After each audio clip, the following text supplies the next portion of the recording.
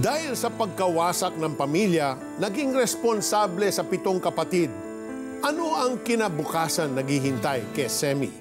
Dahil sa paghihiwalay ng magulang, lumaki sa lolo na hirap din sa buhay, may maganda pa kayang kahinatnan ang buhay ni Dan? Mula sa pamilya ng lingkod sa Diyos, sumunod kaya si Reuel sa yapak ng pamilya?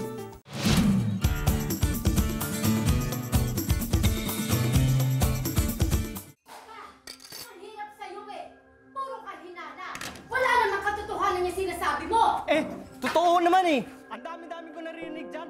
Nung dumating bigla si tata galing na ibang bansa, naniwala po siya sa mga balibalita na meron daw lalaki si nanay. Kung kani-kanino daw siya nakikipagbarkada, pag gabi, umaalis daw. Ako ang dapat mong pinaniniwalaan. Ang tumabang na pagsasama ay nagresulta sa tuluyang pagkawasak ng pamilya. Nagkaroon po ako ng hatred kay mama, kay papa, dahil ayoko naman po sana sila maghiwalay, pero sila po ang mapilit. Bagamat pangatlo sa 8 magkakapatid, si Semi ang tumayong panganay sa ilalim ng poder ng kanyang ama. Si tatay po, nag-drive na lang po siya ng isang pampasaherong bus. Pag umuwi si tatay, binibigay sa akin ni tatay yung mga pangangailangan sa loob ng bahay, ako na po yung bumibili. Natuto siyang tumayo sa sariling mga paa hanggang sa makatapos ng kolehiyo. Pumasok po ako as librarian sa school namin. Nabibigyan din po ako ng allowance, kaya libre po yung tuition ko. Di nagtagal, lumuwas siya patungong Maynila at nagtrabaho bilang mananahi sa isang kilalang clothing brand. Doon ay nag-asawa si Semi, ngunit hindi pa rin guminhawa ang kanyang buhay, kaya nagdesisyon siyang mangibang bansa. Kaya po ako napilitan mag-ibang bansa para matulungan ko rin yung pamilya ko dahil yung napangasawa ko po isang mananahi, hindi po sapat. Kaya pinilit ko pong lumayo at magtrabaho. Namasukan siya sa Saudi Arabia bilang isang kasambahay at babysitter. Maglalaba ko, magsasampay nga ako minsan, alas 4 na ng madaling araw. Pagkasampay ko po, doon pa lang ako matutulog. Ang gising ko po bago mag-alas 6 dahil ginagawaan ko ng baon yung amo ko lalaki. Kaya hindi pa ho ganun kasapat yung katawan ko para maglinis ulit at buong maghapon. Hindi pa man siya tuluyang nakakahinga sa mga pagsubok, ay isa na namang madilim na tagpo ang bubulaga sa kanya. Binalita na sa akin ng amo ko na dumating yung brother niya galing Amerika. Napunta po sa amin, sabi niya, I'm the brother of Wadi, brother of Wadi. At Tinimoya, humingi po ng tubig sa Arabo at Tinimoya. At sabi ko, ikaw na lang kumuha kasi umiiyak yung alaga ko, titimplahan ko ng gatas. Nung hinablot po ako ng amo ko. At sinipa ko po sa masela na parte ng katawan. At naglakas loob po ako na hinawa po ako ng isang patalim. Tinulog ko po sa alaga ko. Stay away from me or I will kill this child. Hindi ko naman po talaga exactly papatayin yung alaga ko, kundi panakot ko lang dun sa tito niya. Sa takot ay hindi na ituloy ng lalaki ang masamang balak. Sa kabila ng insidente, tinapos pa rin ni Semi ang kanyang kontrata sa Saudi Arabia. Dahil sa masamang karanasan, lumipat siya sa Hong Kong at namasukan din doon bilang babysitter. Masabi ko po na mas maganda ang sitwasyon ko sa Hong Kong. Una sa lahat, maluwag ako sa holiday, may day off. Sa Jeddah, kahit isang beses, walang day off, walang contact, walang cellphone, walang telephone. Dito sa Hong Kong, minsan po 2 beses pa ako nag-holiday. Muling nasumpungan ni Semi ang Diyos. Kung dati ay mayroon na siyang relasyon sa Diyos ngunit naisantabi dahil sa kawalan ng panahon, ngayon ay mas nakapaglaan siya ng oras para sa Panginoon. In-accept ko si Lord dahil siya pa rin yung naging sandata ko. Ano man pagsubok ang nangyari sa Jeddah, alam ni Lord kung ano yung gagawin ko. Kaya nung napunta po ako ng Hong Kong, talagang masaya na kahit anong mangyari, kasama ko si Lord. Dahil dito ko po naibuhos lahat ang pagmamahal ko kay Lord, although mahirap mawalay sa anak. Hindi kaya na palalakihin mo yung isang bata na wala yung nanay. Napaka-importante na kompleto yung family, na bond sila. Siyempre nanay, tas babae pa po ako. So, wala nag-aasya sa'yo, wala nagagabi sa'yo. Naging mas malaki ang kinikita ni Semi sa Hong Kong kaya nasuportahan niya ang pamilya. Unti-unti ay nakapagpundar siya ng sariling bahay sa Pilipinas.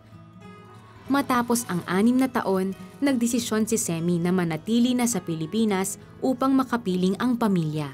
Nagsikap si Semi na maitaguyod ang mga anak sa pag-aaral. Hindi lang po sa naasikaso kasi po yung bonding ng family na complete kayo. And si mama po kasi yung type ng mother na pag may time, mag-aaya talaga siya maggala kasi yun na lang yung extra time nyo. Kahit ano pong nasa mesa, pagsasalusaluhan namin, happy family kami, pray kami, eat kami, bonding kami. Nandun po talaga parang kumpleto na hindi po pala kailangan ng malaki ang pera kung wasak-wasak naman ang pamilya. Mas maganda pa, whatever you have, maging kontento ka. Kalaunan, biniyayaan sila ng Diyos ng isang paaralan at patuloy silang ginagamit ng Panginoon. Ang kanyang asawang mananahi ang abala sa paggawa ng mga uniform at toga para sa mga estudyante. Simple man ang buhay na tinatamasa ngayon, wala namang pinagsisisihan si Semi. Para bang there is always a positive and negative pala, na kung ano yung ibinigay sa yung pangit, may kapalit na may reward ka na mabuti. Semi's stint in Saudi caused a deep hunger in her heart. And so the Lord made a way. She was able to finish the contract and then pumunta siya sa Hong Kong. The Bible says that He is close to the brokenhearted, to those who are crushed in spirit. And truly the Lord revealed Himself to Semi once again. Sa isang banda naman, mayroong pananaw na from a caregiver abroad who suffered so much in terms of siguro injustice na rin. Kasi ang tingin minsan sa atin doon parang alipin hindi dapat magpahinga. Yeah. Nung nauwi naman siya, ay nagkaroon siya ng eskwela. So imagine, from nobody to somebody. So lahat po tayo, meron po talagang destiny na nag-aantay sa atin. Kailangan lamang natin, we should walk to the marked path that God has already given us. Amen. And despite the many challenges she faced and the trials she experienced, Semi persevered and did the right thing. God saw that and rewarded her good deeds. A loving family she missed growing up, God gave her her own loving husband and children. We read in Psalms 34:15, "The eyes of the Lord watch over those who do right. His ears are open to their cries for help." Sometimes we ask why God allows evil to run rampant in the world, and we wonder if He notices. Yes, God sees. In fact, He sees everything clearly. He cares, and He is active in our world. We may not see or feel His work in our lives today, but if we continue doing what is right before His eyes, we will receive His blessing, the blessing that He intends for our lives. So whatever it is you're going through right now, persevere. In the face of your own difficulties, God sees everything. If you're watching now and you're going through a lot and you're confused and you don't have any answers, well, there's only one answer. The answer Semi had, Jesus Christ. Pray this prayer. Let it be the prayer of your heart to receive Him as Lord and Savior. Just say Jesus. Yeah, just say that so you can hear it aloud. Just say, Jesus, I run to you right now. You are my Savior. You are the hope, the only hope that I will have. And I thank you that you died on the cross to pay for all of my sins in the past, my sins today, and even in the future. They're all paid for at the cross of Calvary. And Lord, because of that, I just receive freely that gift that you gave. And Lord, I repent from all the sins that I have committed in my life. Forgive me, Lord. And right this moment, I open my heart's door and I invite you, Jesus, to come into my life, to be my Lord, to be my Savior. I turn over everything to you right now, Lord. My future is in your hands. Thank you, Lord, for loving me and saving me. I pray this prayer from my heart in the name of Jesus. Amen.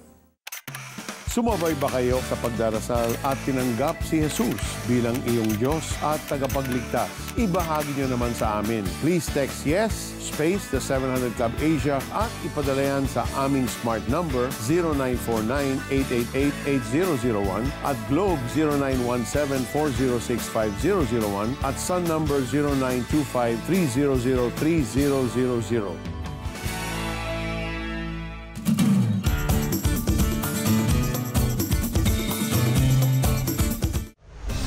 Mabigyan kayo ng pagkakataong makilahok sa pagpili ng karapat-dapat na hiranging huwarang OFW, meron tayong online voting. Ang inyong boto ay 20% ng pangkalahatang puntos ng mga nominees. Bumisita lamang sa aming Facebook page, The 700 Club Asia, at i-click ang Vote Contest tab. Nung sasaksakin ko yung sarili ko, may lumiwanag dito sa kaliwa kong Bible. Tapos nanood ako ng TV, sakto 700 Club Asia na naman. Binuo ng Diyos ang nooy wasak na buhay ni John. Si Jesus pala, yung kailangan mo talaga. It's encouraging and gives renewed hope to see such stories, and we're able to do these because of your continued support. Please continue to partner with us as we encourage people to love the Word, live the Word. If you're not yet a partner, be one now. Visit www.cbnasia.org and click Give.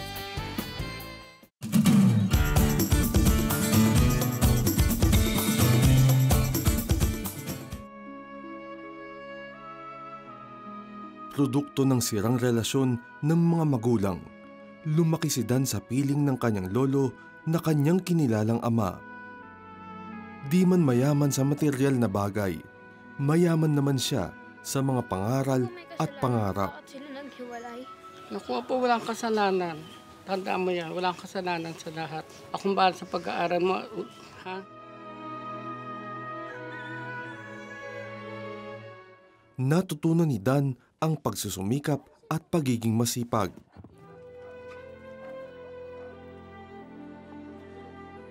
Everything that I've been through ay kailangan paghirapan. Everything wasn't that easy in the beginning. I grew up with nothing. I have to work hard for myself. Naranasan ko na magbenta ng mga bote, ng mga dyaryo, at saka ayun, at kung ano-ano pa. Natutunan din ni Dan ang pagpapahalaga sa trabahong meron ka. Tinuro ng kanyang lolo ang pagbabarker sa mga jeepney, ang kumita sa pamamagitan ng pagbabanat ng buto at hindi sa panglalamang at paggawa ng iligal na gawain. My grandparents who took care of me, and then napunta sa ibang family, medyo struggle siya for me. Growing up in a family na wala yung biological parents mo, may emptiness. Dahil sa hindi sapat ang kinikita ng kanyang lolo, nanirahan si Dan sa kanyang ibang kamag-anak. Natutunan naman niya dito ang pakikisama. Kahit papagod sa pag-aaral, sinisikap pa rin niyang makatulong. At dahil alam niyang mahalaga ang bawat pagkakataon, sineryoso ni Dan ang kanyang pag-aaral upang makapagtapos. I have to work hard on it kasi pag hindi, walang mangyayari sa akin. Hindi ko ma-achieve yung dreams ko. Bagamat may direksyon ng kanyang buhay, hindi pa rin niya maitago ang kaunting kirot kapag naaalala niya ang totoo niyang mga magulang. Ipinangako niya sa sariling balang araw ipagmamalaki siya ng kanyang tunay na ama. At nang siya'y nakapagtapos sa kolehiyo, agad siyang nagtrabaho. Nursing graduate at nakapasa sa board exam, itinoon ni Dan ang sarili sa pagpapalawig ng kanyang professional career. Sa Middle East niya natagpuan ang kanyang landas tatahakin. I have to work hard on it kasi pag hindi, walang mangyayari sa akin. Sabi nga nila, everything comes in God's time. Sipag, tiyaga at pananampalataya sa Diyos naging puhunan upang makuha ang tagumpay. Ginawaran si Dan ng mataas na parangal sa pag-aaral na kanyang ginawa upang tumaas ang antas ng pangangalaga sa mga batang pasyente. At dahil dito, mas maraming buhay ang naliligtas at mas maraming bata pa ang haharapin ang mas maliwanag na bukas tulad ng sinapit ni Dan. There's a sense of fulfillment dahil looking back, sobrang hirap. Tapos ngayon, parang, I can't believe this. Parang, I've achieved everything that I wanted. I am able to help people. I am able to inspire people. And I'm able to travel, to help my family. Muling bumalik si Dan, puno ng pasasalamat sa kanyang puso. Sa anibersaryo ng kasal ng kanyang lolo't lola, magarbong selebrasyon ang kanyang hinandog. Dito din niya naringgan sa unang pagkakataon ng kanyang ama ng papuri.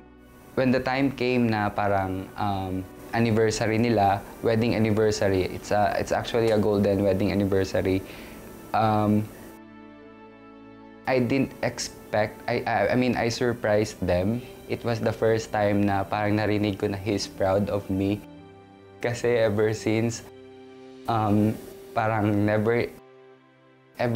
hindi ko naman siya narinig na parang proud siya sa akin, na anak niya ako and all. Fulfilling siya. Knowing na never kami nagkaroon ng chance na to bond, never kami nagkaroon ng chance na to have this father and son relationship. Sobrang sarap sa pakiramdam. Pagpupugay ito sa buhay na hindi nasayang, bagkos na gamit para sa ikabubuti ng mas nakararami. Ibinabalik niya ang pasasalamat sa Diyos. I think na yung mga struggles ko before, it really helped me a lot. It molded me to become a person with substance and purpose na para ma-achieve yung mga pangarap ko. Hindi mo maaalis na kailangan mo siyang i-offer sa Kanya. Dahil utang natin lahat sa Kanya kung anong meron tayo. So hindi to sa atin, kundi sa Kanya. Kaya kailangan siyang i-share sa iba. Yung sinabi ni Dan, Alex, it really says a lot when he says, I grew up now being a man of substance. And yung mga trials that came his way, the difficulties, we don't like, they're unpleasant, but alam niya, it shaped him, it molded him to be the person that he is today. Kaya nga dapat meron talagang understanding na sabi nga doon sa Genesis, yung si Joseph, karahanas siya na siya hinulog sa balon, naging alipin. Pero hindi siya nag-dwell doon kundi nag-dwell siya yung katapatan ng Panginoon sa kanya. So kailangan talaga meron tayong pinaguhugutan ng lakas natin. Katulad ng napanood nating istorya, sa kabila ng naramdaman niya yung rejection. Diba? Sa murang isip, in his small brain, yun ang understanding niya Bakit siya parang iniwan sa lolo? Yet, nagpatuloy lang siya. He kept on. At ang gusto natin sabihin, mga kapatid, huwag niyong sisihin ang magulang ninyo, kung sino pa man, kung anong nangyayari sa inyo. Kundi, the fact na buhay kayo, the fact na nandyan ang pagkakataon, nasa inyo na yan Ibinigay na ni Lord. He has given everything for you to succeed. Pero the choice is still yours. Lalo na sa mga taong nakasakit sa inyo, huwag na kayong mag-dwell doon. Patawarin ninyo sila. Tama yan. The love and care his grandparents compensated for the absence of his biological parents. His grandparents' wisdom and guidance shaped him to become the man God wants him to be. As we saw in his story, Dan turned out to be an achiever despite the hardship he went through. He lives what the Word of God says in Proverbs 17:6. Children's children are a crown to the aged, and parents are the pride of their children. Dahil din po sa itinuro ng kanyang lolo't lola, hindi man lang nagkimkim ng sama ng loob si Dan sa kanyang mga tunay na magulang. Sa kanyang puso ay matagal na niyang pinatawad ang mga yon. Kaya naman naging maganda ang kanilang pagkikita sa anibersaryo sa kasal ng kanyang lolo't lola. Bagamat iyon ang una matapos ang mahabang panahon. Tayo po'y manalangin. Sumabay po kayo sa akin kung ito po ang nais ng inyong puso. Amang banal naming nasa langit, marami pong salamat sapagkat tunay na kinakanlong ninyo kami. kinakalingan ninyo kami at iniingatan sa kabila, Panginoon, ng aming mga pagkukulang at kung magkaminsan yung mali naming mga pangunawa sa mga bagay na nangyayari sa amin. Salamat po sa inyong katapatan. At bagamat, Panginoon, merong mga tao na nakasakit sa aming damdamin, merong mga tao na ang feeling namin, Panginoon, nung sa mga nakaraan, pinagdaanan namin ay they have caused us pain.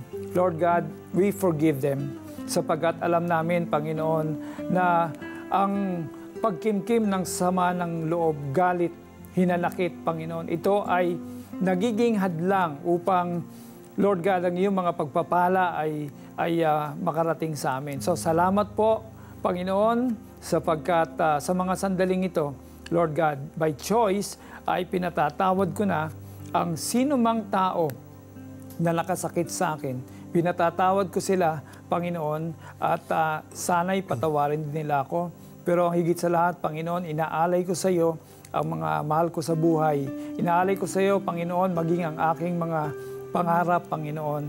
At ganoon din, Panginoon, sa mga bagay na inaasam ko pa, O Lord, ay inahabiling ko sa iyo, Panginoon. Kinukumit ko sa iyo dahil alam ko nang kung ito, Panginoon, ay i-dedicate ko sa iyo, Panginoon, you will give me my heart's desires. In Jesus' name, amen. Amen.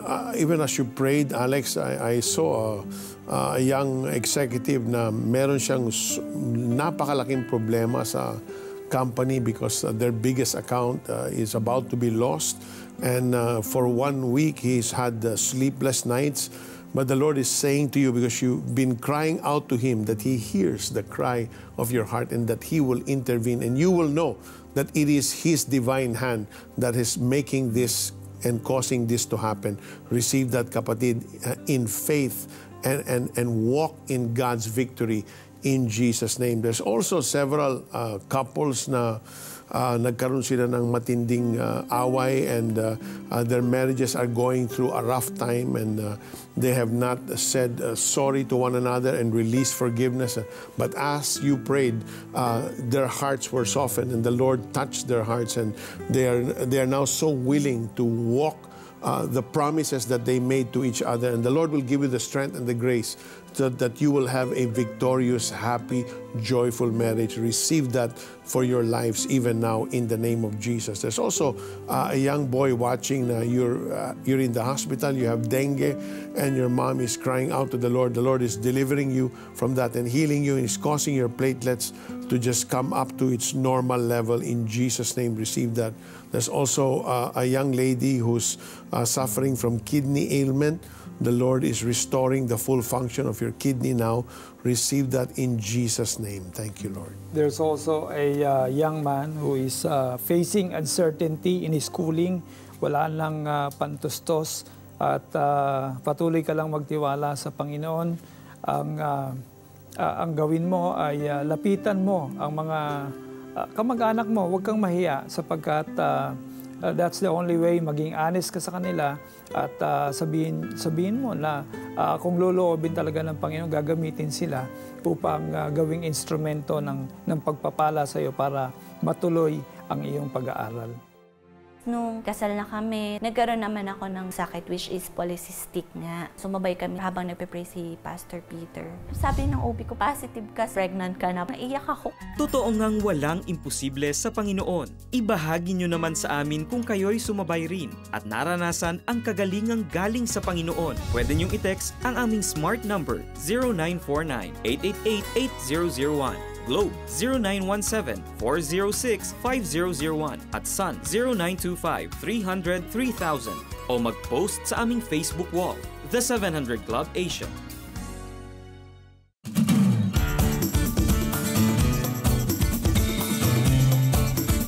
Simula na ang Huwarang OFW 2017. Maaari na kayong magsumite ng inyong mga kwento. Ipadala ang mga entry sa Huwarang OFW 2017 at cbnasia.org. Magbigay ng buod ng inyong patotoo.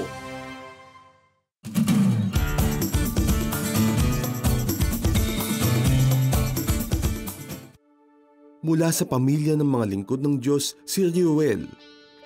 Ang kanyang mga lolo hanggang sa kanyang ama't mga kapatid ay mga pastor. Nakilala ni Rioel ang Panginoong Diyos mula sa ehemplong nakita. Nag-aral sa Bible School at sinubukan niyang hanapin ang kanyang puwang sa ministeryo tulad ng kanyang pamilya. Natagpuan niya ito sa larangan ng musikang nagpupuri sa Diyos. Tapos ng Bachelor of Theology at Bachelor and Master of Music in Voice sa UP, si Rioel. All 8 children of my grandfather had 15 boys, including myself and my brother, and we are all full-time in ministry right now. Naging parte ng kilalang madrigal singers. Ginamit niya ito upang maiangat ang kalidad ng musika sa mga sambahan. Sa likod ng maraming oras sa ministeryo, naging magandang ehemplo si Rioel sa kanyang pamilya. Nanirahan sa Amerika ang pamilya at doon naglingkod bilang pastor sa Hillcrest Family Life Baptist Church si Rioel. Dala ang kulturang pamilya ng mga Pinoy at dedikasyon at pananampalataya sa Diyos. Patuloy na inspirasyon si Rioel sa kanyang mga pinangunahan. So total of at least 600 churches have been planted. They never thought that God would move in our family in a special way, that He would call us into full-time ministry. 4 generations of preachers, church planners, and missionaries, and pastors, musicians, church workers. 7 araw sa isang linggo, bukas ang simbahan ng Hillcrest. Layo ni Rioel na gamitin ang impluwensya ng simbahan upang mapabuti ang buhay ng bawat tao sa pamamagitan ng Ebanghelyo ng Diyos. It's all about investment. You see that the song that we're about to sing right now is a song taken from the book of Ecclesiastes, chapter 11. When it says, you cast your bread on the water, and after many days it will return to you. We keep investing. We can't live for a long time in this earth. We'll be blessed if we live about 100 years. But you know what? What time that we have left in our hands, we need to invest, not with temporal things, but on eternal things. Matthew chapter 6 says that you have to lay treasures for yourselves in heaven, not on earth, but in heaven, where moth dust does not corrupt, nor thieves or robbers break through nor steal.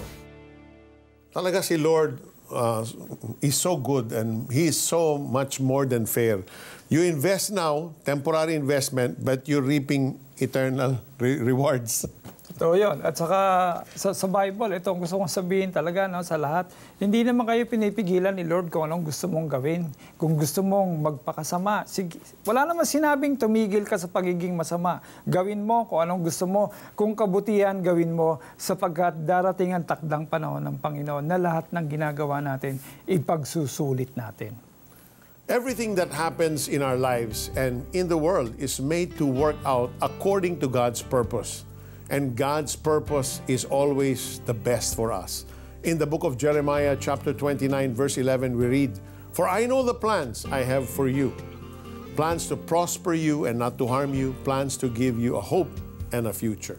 Sa wikang Tagalog, ako lamang ang nakakaalam ng mga panukalang inihahanda ko para sa ikabubuti ninyo at para dulutan kayo ng pag-asa sa hinaharap. The devil may try to thwart God's plans for us, but he will not succeed if we will not allow him. God is in charge, but He has given us the freedom to obey or disobey Him. We have the right to choose.